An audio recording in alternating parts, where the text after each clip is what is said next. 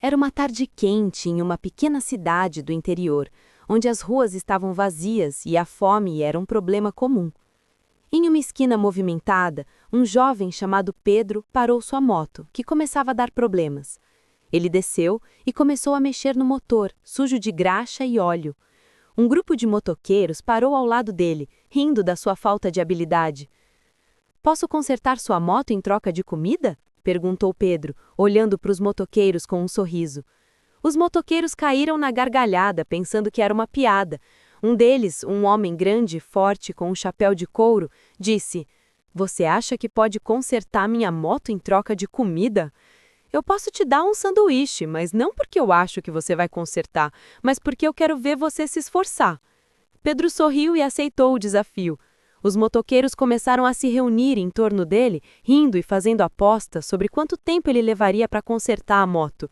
Pedro, no entanto, parecia tranquilo, como se soubesse de um segredo. Pedro começou a trabalhar, desmontando a moto peça por peça, examinando cada uma delas com cuidado.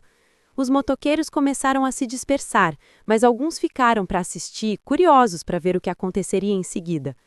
Pedro trabalhava com uma habilidade que ninguém esperava, considerando a forma como ele havia sido ridicularizado. Enquanto trabalhava, Pedro contava histórias sobre a sua infância, sobre como ele havia aprendido a consertar coisas com seu avô. Os motoqueiros começaram a se aproximar, interessados nas histórias e na habilidade de Pedro. Eles começaram a perceber que talvez ele não fosse tão inexperiente quanto parecia. Depois de algumas horas, Pedro finalmente encontrou o problema. Um pequeno parafuso que havia se soltado e estava causando problema. Ele o apertou e começou a montar a moto novamente.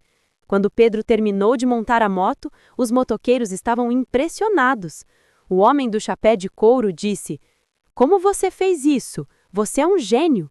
Pedro sorriu e disse: "É simples. Eu aprendi com meu avô, que era um grande mecânico. Ele me ensinou que a chave para consertar qualquer coisa é entender como ela funciona." O homem do chapéu de couro olhou para Pedro com novos olhos e disse: "Eu vou te dar não apenas um sanduíche, mas um almoço completo. E mais, eu quero que você trabalhe para mim no meu mecânico." Pedro sorriu, sabendo que havia encontrado um novo emprego e uma nova oportunidade. Os motoqueiros que haviam rido dele agora o olhavam com respeito e admiração.